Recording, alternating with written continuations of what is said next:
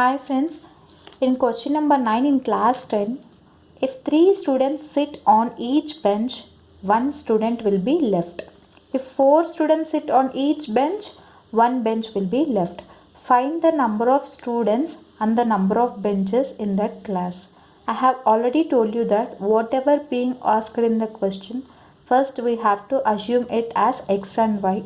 Okay, here it's been asked, we have to find that number of students and number of benches. Let number of students be x, number of benches be, let number of benches be y. Okay, so if 3 students sit on each bench, 1 student will be left. So here x will be the number of students, right?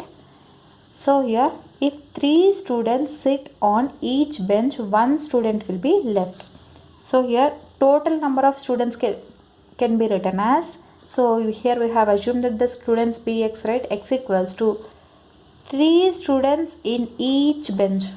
Okay, when each student is sitting on 3 students is sitting on each bench, when the 3 students sitting on each bench, 1 student will be left. So this can be written as total number of students can be 3 into y plus 1. So this can be written as x is equals to 3y plus 1. Clear? So again here, second condition. If 4 students sit on each bench, 1 bench will be left. So here students can be written as, students will be what?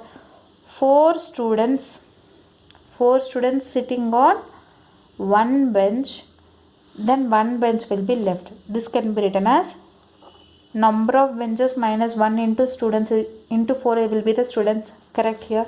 1 bench will be left, right? So I have taken number of benches minus 1 into 4 will be the students. So this is clear. So I'll explain you again. Here x is the number of students. See the first condition again. If 3 students sit on each bench, so we have assumed benches as y, right? So 3 into y. When 3 students sit on each bench, 1 student will be left. So 3 into y plus 1, that is 3y plus 1. So first condition it is. Second condition, if 4 students sit on each bench, 1 bench will be left. So I have taken y minus 1 because I have taken 1 bench less. So y minus 1 into 4 will be the number of students in the second condition. So this can be written as y is equals to 4y minus 4. Okay. So this is, you put it as equation 1. This you put it as equation 2. Okay.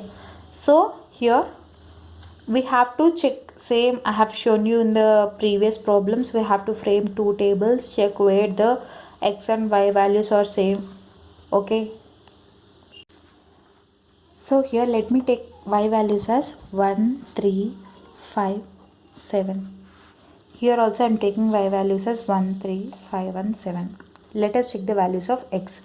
So when y is 1, 3 into 1, 3, 3 plus 1, 4. When y is 3, 3 into 3, 9, 9 plus 1, 10. When y is 5, 3 into 5, 15 plus 1, 16. When y is 7, 3 into 7, 21 plus 1, 22. So here for equation 2 again, when y is 1, 4 into 1, 4 minus 4, it will be 0.